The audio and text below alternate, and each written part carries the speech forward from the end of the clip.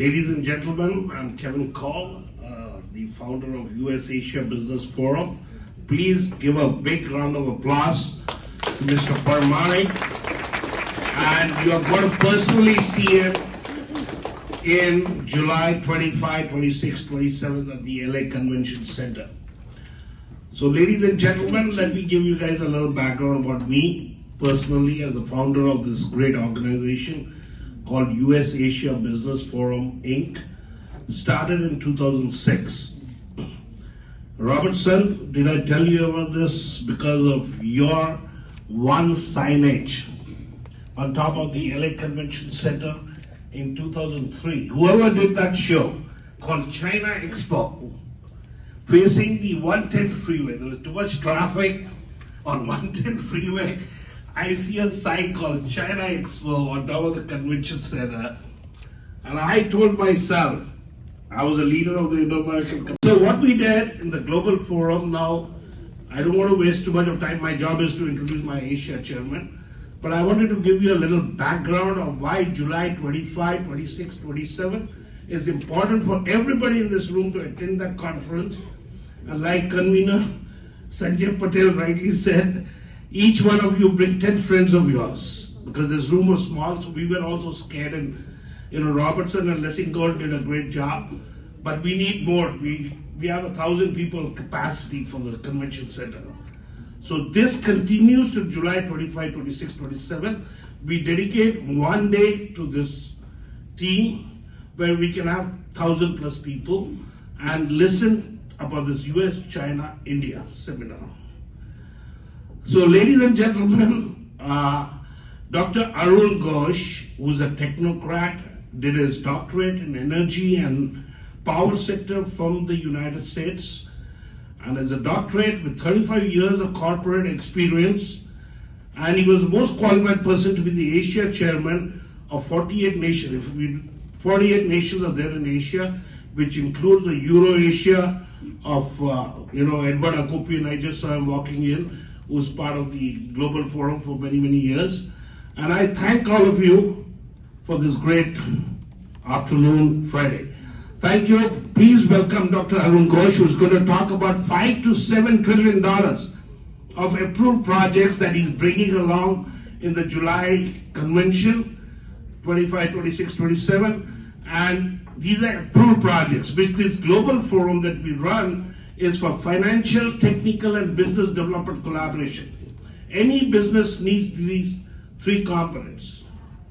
And these three components is what makes a deal happen. And that's what I want each nation out of the 200 nations to come forward with approved projects for the July Expo. Thank you very much.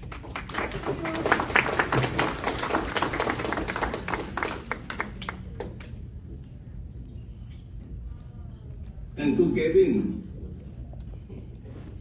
Good afternoon, everyone. Honorable Chief Guests, dignitaries, ladies and gentlemen. Topics of today's discussion is US-India-China economic relations. I am representing my country, India. Economic interplay between USA, India, and China is among the key factors that will determine the strategic balance in Asia and beyond. Each of these states is undergoing both internal and external transformations. So our exercise is not entirely without its geopolitical complications. I shall begin with India. Not just I am from India, but also it is a country with its sharpest changes in last few years, since the emergence of a global sentiments in regards to this nation. This is a subject by itself. On this occasion, let me limit my remarks on investment, business, and economic policies of the government of India, led by our dynamic Prime Minister, Mr. Narendra Modi. To begin with, the approach to Indian neighbors has undergone a major shift. We have seen a theme of greater connectivity, stronger cooperations, broader contacts dominate India's engagement with them. Gang of Four was there, 78, and then the policy started. And you should thank, actually, China was brought closer to the Nixon administration under Kissinger and Nixon because of a war where the 7th Fleet was sent for a creation of a nation called Bangladesh. When 7th Fleet was sent in 1971 war, when India supported Bangladesh against Pakistan war, and Nixon and Kissinger did not like that, with Indira Gandhi as the Prime Minister then Pakistan, which was a natural ally of the United States of America foreign policy, they brought in China closer to America.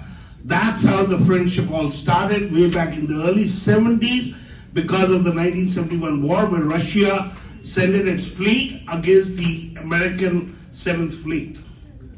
And NRC stands for non-resident Chinese, are the one like Robert Sun started the first China Expo in Los Angeles Convention Center. That's how the country was built. It is built because of MSMEs and SMEs, which relate to 80% of any national economy. And that's how China was built, thanks to NRCs like Robertson and other people. And 2006, we started the first India Expo in Los Angeles Convention Center because India, China are going to be the top two economies of the world.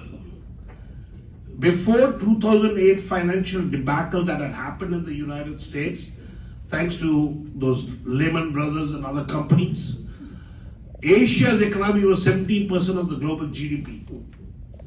You know what is it going to? And that's why all the tension is in Asia. 60% of the global GDP. A report by Citibank way back in 2012 around came up with a study that India is going to be #1 economy in the world. Mr. Parmanik said $5 trillion.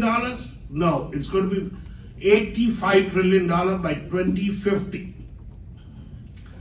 And listen, I sent this report to very reliable sources, or very powerful people. Is this going to be true?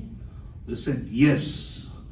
$85 trillion, India #1, China #2, $82 trillion, America #3, $40 trillion.